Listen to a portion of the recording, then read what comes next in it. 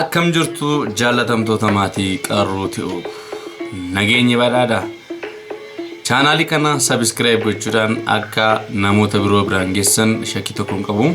Sarara elektiriikaa salphaarraa kaasee hanga sarara isa ulfaataa yookiin walxaxaa ta'etti isin barsiisuuf yookiin isin agarsiisuuf ani qophiidha. Duraa duubaan kutaaleen ani gagallakkisuun argachuu barbaadan subscribe godhaa. Namoota biraan copy link gochuudhaan share gochuudhaan namoota biroo biraan illee nagaa isiniin jechuun barbaada. Amma kallattumaan guyyaa har'aaf kan isiniif qabadhee dhiyaadhe gara sanatti ceena jechuudha. Tole har'a waa'ee single switch akkamittiin akka hidhuu dandeenyuun isinitti himuudhaaf kan isinii qabadhee dhufe. Single switch sokkeetti dabalatee akkamittiin akka hojjechuu dandeenyu mana keenyatti haala salphaan akkamittiin akka hojjechuu dandeenyudha. Bakka kanatti akkuma argaa jirtan akka paaworiittan fayyadamee kun paaworiidha. Niwutiraalii fi feezii fi niwutiraalii qabachuudha. Feezii fi niwutiraalii kun sokkeettiidha. Sokkeettiidha kuni. Sokkeettiin kun sarara lama shiboo lama qaba. Shiboo lamaan kun niwutiraalii feezii jennee adda baafannaa. Kalar koodiidhaan fayyadamna boodan isinitti hima kana. Kun swiichii keenyadha. Ishee kana immoo iddoo kanatti kan fayyadame kun ampuulii kunis shiboo lama qabdi. Sirkuitiin hundi isaanii iddoo jiranitti shiboo lama qabu jechuudha. Isheen kun konneektaraa waan biraa akka isinitti fakkaanne konneektaraadha. So wantoota kan akkamittiin akka walitti finnuun isinitti agarsiisa jechuudha haaluma salphaa ta'een. Jalqaba irratti ishee kana shiboo lama qabaachuu isinitti agarsiisuuf banaa kaa'ee kun swiichii keenya swiichiin keenyas shiboo lama qaba. Booda kalar koodii isinitti himaan deema. Amma jalqaba irratti ishee kana ni cufanna jechuudha.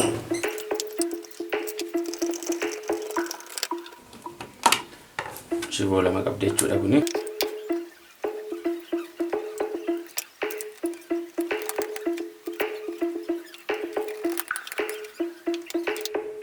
Kun akkuma argaa jirtan swiichii keenyadha. Kun sokkeettiidha. Kun ampuulii keenyadha. Shiboo keenya akkaataa kamiin akka walitti fidannee ampuuliin keenya akkaataa kamiin akka nu ifu isa kanan isinitti ilaalcha jechuudha. So amma kallattumaan paaworii keenya fidanna. Paaworii keenya kana ilaaluudhaaf dirqama intarneetii teestii laayitii keenyaan erga adda baafannee booddee feeziin keenya isa diimaa kana jechuudha. Amma akkuma kana jiruun yeroo baay'ee diimaa shiboon diimaa feezii fayyadamna. Inni kun niwutiraalii fayyadamna jechuudha. Shiboon niwutiraalii ampuulii bira dhaquudhaaf niwutiraalii feezii keessaa niwutiraalii kallattumaan ampuulii dhaquu ni danda'a jechuudha kallattumaan. Kan lafatti hafe kami feeziidha. Feezii kana kallattumaan otoo kana bira geessinee ampuuliin keenya maal taachuudha inni fachuudha. Kanaafuu yeroo baay'ee swiichii gaafa hojjennu sarara lamaan jiran keessa tokko kutuudhaan swiichii keenya fayyadamna jechuudha. Yeroo baay'ee yoo adda baasuu dandeenya ta'e nama adda baasa waan ta'eef kun feeziidha kun niwutiraaliidha waan ta'eef waan adda baasuu danda'uuf isa kanan kuta jechuudha. Amma toon addaan kutee maal ta'a ampuuliin keenya kallattumaan hin bada jechuudha. Anamma yoo walitti deebisee ampuuliin keenya ni fa. Yoo addaan qabe hin kutu. Kanaafuu hojiin swiichii maali?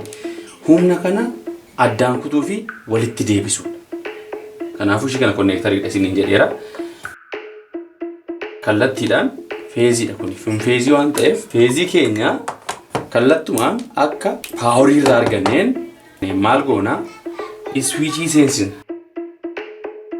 Amma kana jechuun maali? Paaworiin keenya asii ka'ee swiichii seenedha jechuudha.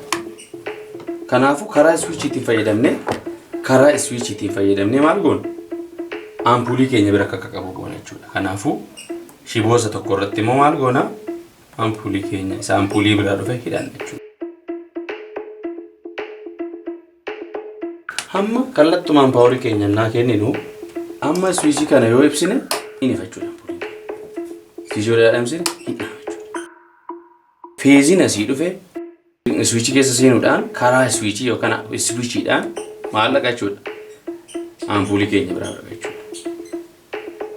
Kanaafuu inni kun feezii yoo ta'e inni kun riitarnii feeziiti. Kanaafuu riitarnii paaworii irraa fudhatee swiichiidhaan indineef geessina jechuudha. Kana jechuun maal jechuudha?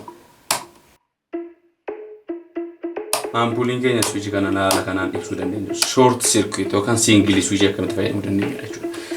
Amma kallattumaan gara sokkeettii keenyaatti darbanna. Sokkeettii kana gaafa fudhannu shiboo lama qaba. Akkuma asirraa argitan niwutiraalii feeziidha. Sokkeettiin salphaadhumatti lachuu irraa fudhachuu qaba tokko. sarara lameen irra fudhachuu. Akka switch miti switchin sarara tokko irraa fudhate lachuu. Addaan kuteetu sagaraan of tokko fudhatee sagaraan of tokko fudhate. Humna addaan kutuu walitti deebi'u switch. Kun immoo paaworii maddisiisa waan ta'eef lachuurraa kennuufii qabna jechuudha. Kana jechuun feezii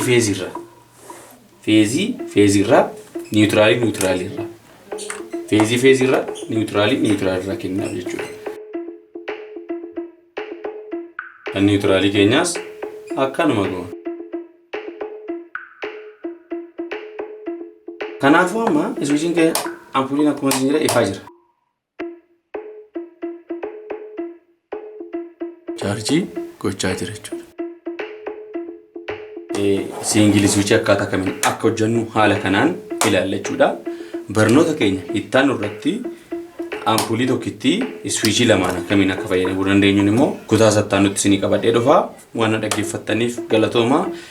Barnoota kanneen akkanaaf amma kuni sarara waan salphaadha amma solfaataatti argachuudhaaf YouTube kana subscribe gochuudhaan like share gochuudhaan copy link gochuudhaan akka nu deeggartan isin gaafannaa nagaa nuuf ta'a.